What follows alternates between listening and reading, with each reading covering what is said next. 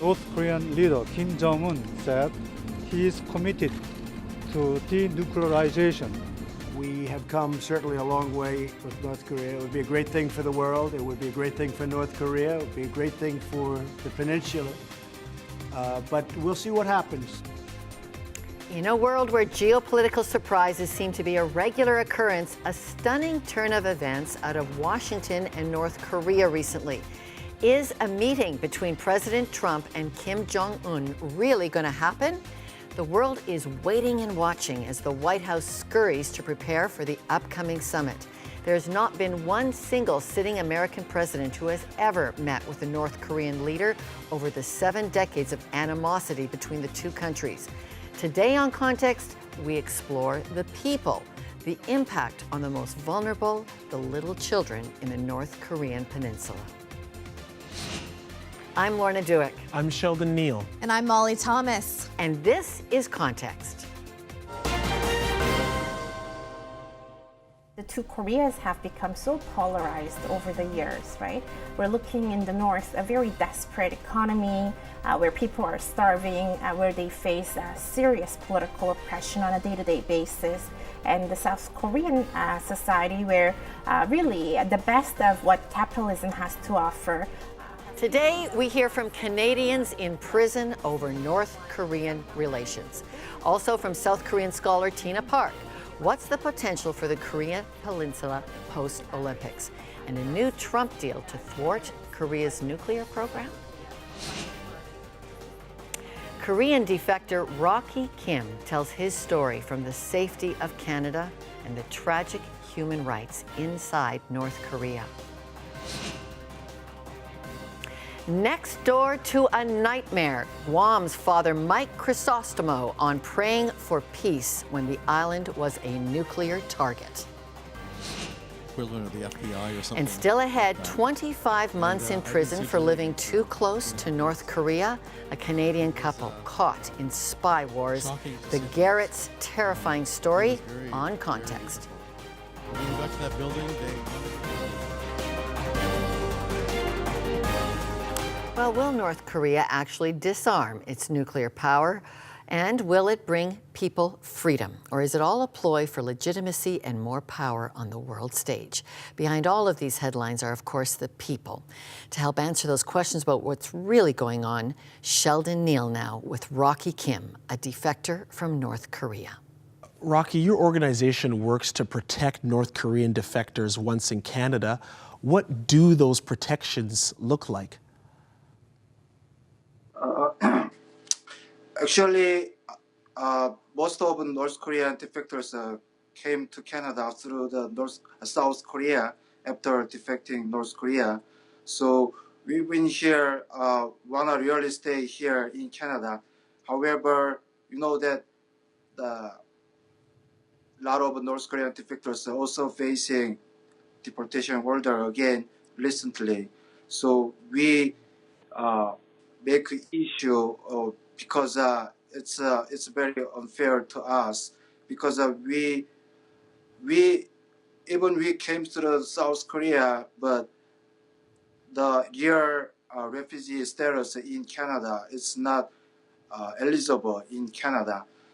We just make our because our background is North Korea, and then our family also left in North Korea. Also, our the defectors want to really stay in Canada. Mm-hmm. So we appeal to Canada government.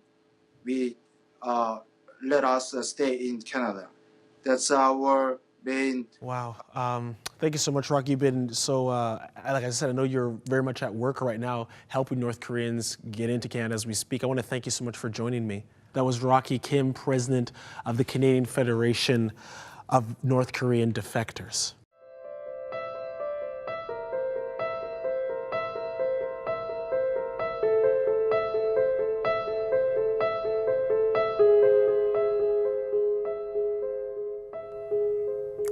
In 2000, Susan Ritchie traveled to North Korea as an interpreter on a Canadian fact-finding mission. There she encountered a mother who was unable to feed her twins, a common reality for many in the DPRK. Because of this, Susan felt called to serve these people. She's since founded First Steps, a Canadian NGO fighting to prevent child malnutrition in North Korea. And Susan joins us now in Vancouver. It's powerful work you're doing, Susan. You've just come back. What concerns you most about the children and the vulnerable that you have seen there in North Korea? Oh, thank you, Lorna.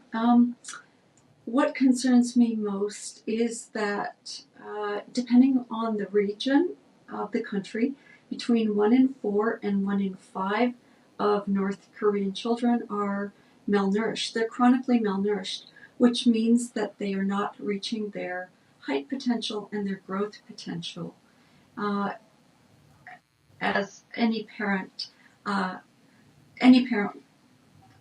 parents want their children to grow up to be healthy and to reach their full potential. And so that's what concerns me most, is that some children are not able to do that in North Korea. Now, your own aid shipments going in that we want to ask you, our viewer at home, to get behind and help, have been interrupted at times by sanctions. And you've been to the food factories over 50 times. What is going on with sanctions, and how is that hurting what you see needs to happen? Well, unfortunately, sanctions are not intended to be applied to humanitarian aid, but in fact, that's the effect that they have, because the shipping companies and the forwarding companies are afraid to ship because they're concerned that they will be singled out and punished if they assist humanitarian agencies that are trying to ship in aid. So we're having difficulty getting even the most very basic shipments into the country. So what's your strategy then for how you're going to continue to be able to help? What product, and how will you get it to these children? Well, very fortunately, we just recently had 2 40-foot containers of micronutrient sprinkles enter the country through the port, through the Chinese port of Dalian into the North Korean port of Nampo. That is 7.1 million sachets of micronutrient sprinkles, and we are continuing just to push and try to find partners that are willing to assist us. So that's very, very challenging, but we are moving ahead. And why are the micronutrients needed? I understand most people are farmers in North Korea. Explain why we need to increase aid delivery to them. Well, there's not a lot of diversity in the diet.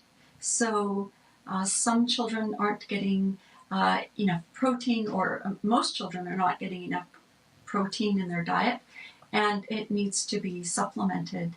And we're providing these micronutrient sprinkles to the pregnant moms and to the babies at a time when they're most needed. So for children between the ages of 6 and 24 months, when their brains are developing, when they're most rapidly, when they're just coming off of their mother's milk and moving to foods, supplemental foods, which are not available in Korea. So we provide iron to prevent anemia, for example, and vitamin D to prevent rickets, and on and on.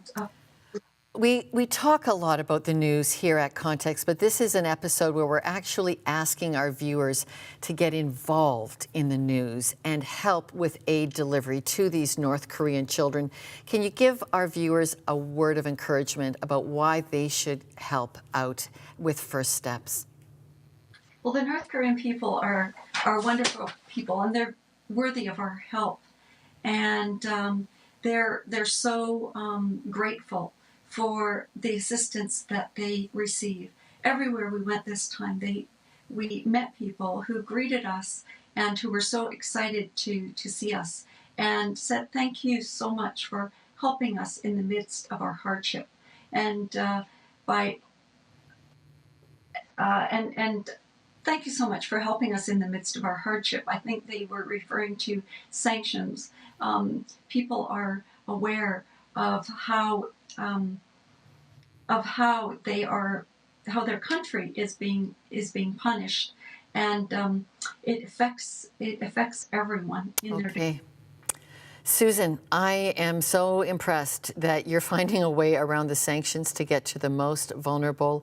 And we're going to have more on our website and more coming up in the show. But here you can see the board on your screen, everybody, how you can get involved in helping get around those sanctions so that vulnerable children get the nutritional needs they need. Susan is our partner on the ground there. Just go to crossroads.ca/help for North Korea. Let's give those suffering children a great hand up in their nutrition. Susan, thank you so much for joining us. Thank you for inviting me to share with you what we're doing in North Korea. You're most welcome. Okay, well, from a challenge to aid work, all of us can do, to the challenge of trying to figure out what really politically is going on in North Korea. Molly Thomas now with that part of the story. All eyes have really been on Pyeongchang. The Winter Olympics just finished, and of course we're in the middle of Paralympic action. And it seems as though tensions have really thawed out between North Korea and the rest of the world. You can think about the US and the fact that they have suspended military drills in South Korea during the games. You can look at the athletes from both North and South Korea competing together on the same team. And you even see people like Kim Jong-un's sister showing up and meeting with dignitaries in South Korea. Ivanka Trump making her debut at the closing ceremonies as well. The question now, will the dream end? We sat down with Tina Park, the Vice President of the NATO Association of Canada, to find out. I think we've seen something very special over the Pyeongchang Olympics because for the first time ever, we saw the largest crossing of North Koreans across the 38th parallel. We had over, 280 some North Koreans, athletes and cheerleaders and senior officials who physically visited South Korea. So during their opening ceremonies, I remember seeing the Korean athletes come out under one flag, and then at the closing ceremonies, we saw, the individual flags come out yet again. So is that actually more of a symbol of the reality? We have to remember that the division of the Korean Peninsula has been in place for over 7 decades. So it is an issue that will take a long time to be resolved. But the very fact that the athletes were willing to march under the same flag, and we also saw the joint women's ice hockey team, I think it showed that sports has a way of bringing people together. And from the Korean perspective, anything that symbolizes reconciliation, I think, is very meaningful. I have to ask, though, as a South Korean, do you actually want to see a united flag, a united Korea? Yes, reunification on the Korean Peninsula would be my dream. And I think it is a dream shared by millions of Koreans on both sides of the 38th parallel. But to get there, I think it's an entirely different story in the sense that the two Koreas have become so polarized over the years, right? We're looking in the North, a very desperate economy where people are starving, where they face serious political oppression on a day-to-day basis. And the South Korean society, where really the best of what capitalism has to offer has given them a certain level of wealth. And this is, I think, why some younger people don't necessarily want reunification because they worry about quality of life afterwards. Tina, do you actually believe that Kim Jong-un can engage diplomatically? And it's not just the war type that we've seen between him and Donald Trump, like that he can actually engage in that way. We have to remember that Kim Jong-un is actually very rational. In the Western media, there's a tendency to dismiss him as a madman or just a crazy guy. But if you actually look at the patterns of behaviors, North Korea is seeking for regime survival, and they see that nuclear weapons is a very clear guarantee for survival. Criticizing them through the UN or through President Trump's Twitter account won't really necessarily change their behavior. And if our purpose of the game is deterrence, and changing North Korea's behavior so that they give up their nuclear weapons someday and abide the international legal regime, then we have to change our tactic. So far, we've tried all sorts of sticks and not enough carrots. And in fact, when we do offer a package, I think it has to be a coherent policy, it has to be a multilateral one, and it has to be a long-term project, because dealing with the root causes of North Korea's insecurities and changing their behavior will take a very long time. And I think we have to keep our expectations low and realize that we won't fix this problem overnight, no matter who is in power in Washington, no matter how willing and able the South Korean president might be. So once we accept that, I think then we're in a better position to say, okay, we will convene a diplomatic gathering and just assess, okay, what can we offer and what do we want from North Korea? Because the truth of the matter is we need the help from the UN, and we will also need to make sure that the two Koreas find a genuine solution for a lasting peace. Thank you, Molly. That's our Molly Thomas in Toronto. Next, would you be willing to risk your life to help North Koreans? There are Canadians doing exactly that. Here's Lorna with one such couple. Living at the North Korean border put Canadians Kevin and Julia Garrett into terror. A 2-year ordeal of solitary confinement, jail, separation from each other. They are back from 25 months of fearing for their very lives.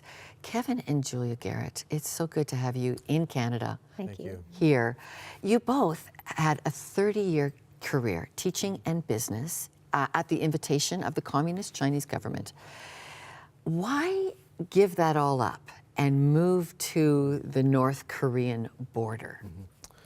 I think we really felt like we had done as much as God wanted us to do in China, and we felt like North Korea has similar background to China, but maybe a little further behind, and we just felt like we could give years to that. But really because God said to do it. He spoke to us 17 years before we ever moved to the border. He said, one day you'll go there, as I was reading a book about North Korea. But that's really the reason why we went. Okay, you're moving into the most dangerous zone in the world on the voice of God in your head. Your business life has always been to deliver, using the gift of business to deliver aid to needy people. And what did you see then in North Korea about the neediness that caused you to take this risk? There's need all around, right? But unless God says to do it, you don't want to do it. Okay, Julia, you've been in those homes. You've seen their need of the working class. Do we even call it the working class? Yeah, the working class is just a term that's very hard to understand in North Korea. I think people are in a great struggle to go on living day by day. And we went in to offer who we were. And who we are is people who love Jesus, who have that love to extend to people. But we also went to receive something from them, to add that to our life, and their humility, their compassion became a partnership with us. And so we were able then to go in. And for example, one woman I met, we were at a seniors welfare center, and they were all living in very, very primitive conditions. And even I was worried about them falling on the way to this outdoor bathroom because they had to leave these very, very small rooms. This was in the winter and we were all bundled up. And this one woman was in a room and she just like waved to me in the background. And I saw her and I just heard that, you know, the voice of God in me just is like, okay, go over there. And I walk over there. I left the group for a second, which is very hard in North Korea because you have minders with you. And I walked over and she opened her door and she pointed to a little patch on the floor, and there was a piece of linoleum that had been worn out. And she just wanted me to sit there. And I sat there, and it was a little bit warm. And I realized she was trying to give me the gift of warmth. And even for that moment, and then the minders rushed over and took me back. But that was a very poignant moment. And the type of reason why we went to the country like North Korea, to interact with people and to receive and give in those kind of contexts. What, Kevin, do we not understand, both of you, about life in North Korea? The people are the people. You know, there's a system they have to live under, not necessarily willingly, but there are people inside that we met in North Korea who are incredibly nice, incredibly loving, and they just want to share that with us. And so can Canadians do anything for the suffering? Yeah, some of the North Koreans said to us, why do people in the West pity us so much? Why don't they just pray for us? And they have their own strengths, and we have to remember that. We may have our strengths, and we may have assets, and we may have goods and material things we can offer along with our maybe our relational things, but they also have strengths, and they want to be seen no matter how poor they are or whatever their living situation is like, as people that also have strengths. And some of their strengths are resilience, perseverance. So they have these messages that come out through our interactions that are not in any way represented by the media. Kevin and Julia Garrett, thank you so much for loving North Korea to the point of the very risk of your lives and teaching us from that. Thank you. Thank you. Pleasure. Next, facing direct nuclear threats from Kim Jong-un, we talk with a Catholic priest who says the people of Guam are choosing to put their faith in God and pray for peace instead of living in fear. Here are some of the stories making headlines this week. Voters turning their outrage into online worldwide trends. Why healthcare workers killed. The opioid crisis is a health crisis. So how do we weed out the noise? Well, this is an issue our next guest is an expert on. We have a lineup of religious leaders from the Christian, Muslim, and Jewish faith communities. I'm Lorna Dueck. And I'm Sheldon Neal. You're watching Context Live. In the wake of another horrific school shooting in the U.S., tens of thousands of students will walk out of class on March 24th to honor the 17 lives taken and demand lawmakers pass stricter gun laws. Context will be there. Canadian pastor Hyung Soo Lim visited North Korea 150 times on aid work before being arrested himself and sentenced to life in prison. Now released, here's Pastor Lim's insights into conditions in North Korea. Yes, they are suffering greatly.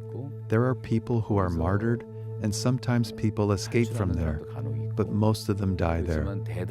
North Koreans who are imprisoned there received 3 times the workload compared to someone like me. It was hard for me, but since they worked 3 times more, think of how much harder that would be. I heard most of them die there. In the wake of another horrific school shooting in the U.S., tens of thousands of students will walk out of class on March 24th to honor the 17 lives taken and demand lawmakers pass stricter gun laws. Context will be there.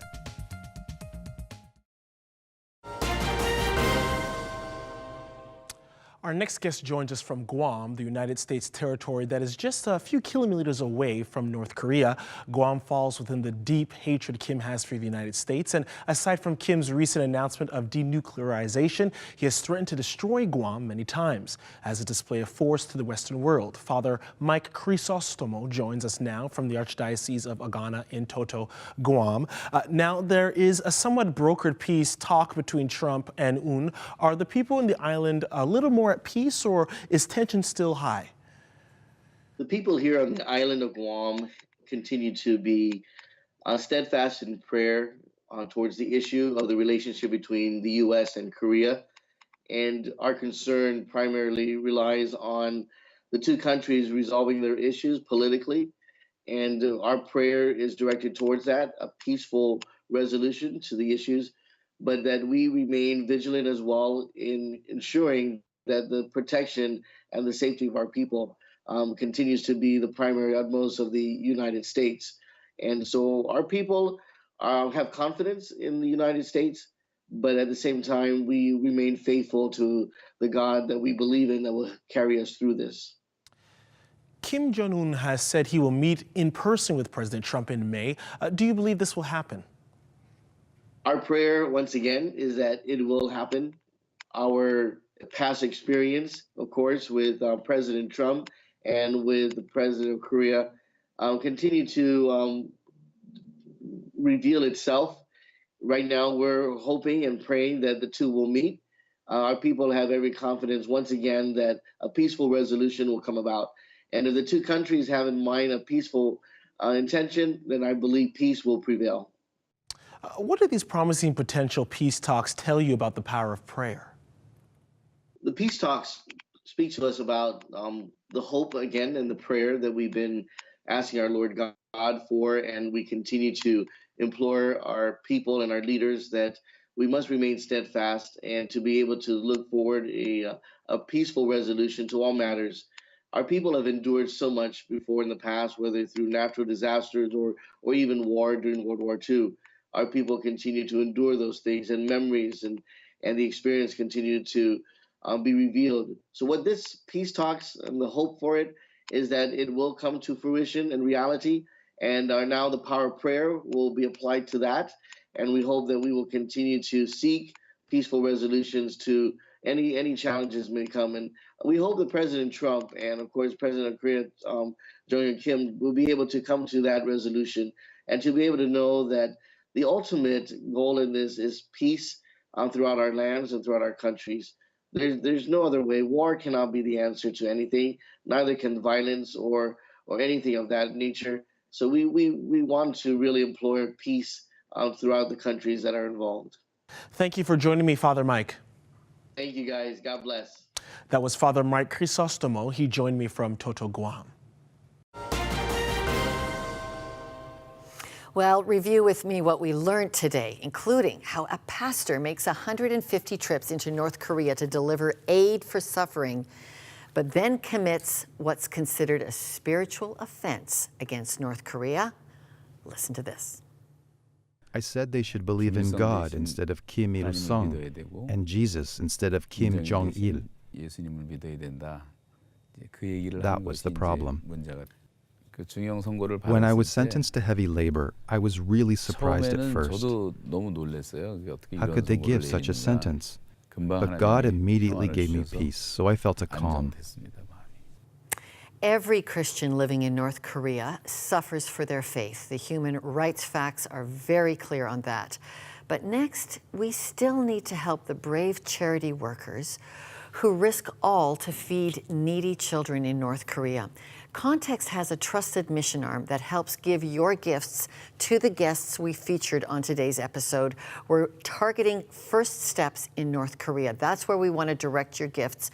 Make your donation online for delivery to the work of First Steps working in North Korea, helping the vulnerable. You know, it's time to do more than just talk about the news. Let's make the news by feeding children who need it most in North Korea. So just go online, you can see the board right here, to crossroads.ca/help for North Korea. Give generously to help the suffering children in North Korea with the partners you saw interviewed today at Context. We'd love to make a great difference, a beautiful aid delivery around those sanctions that gets help to where it is needed most. Well, for all of us at Context, thanks for making a difference in the world. I'm Lorna Dueck. Thank you for watching.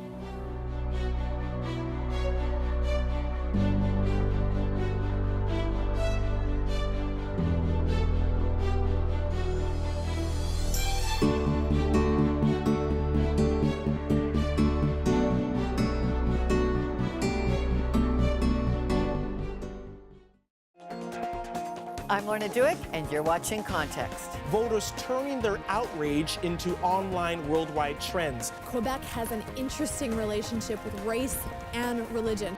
We'll never arrest our way out of this problem. I guess the politics ahead of the people on the front lines is more concerning. It's too dangerous for us to go over to Syria right now. This is real, isn't it? We could be looking at another Rwanda. God gave us this amazing place, and what we are doing to it is a sin. Well, this is an issue our next guest is an expert on. I think it's going to be very difficult for the province to follow these rules.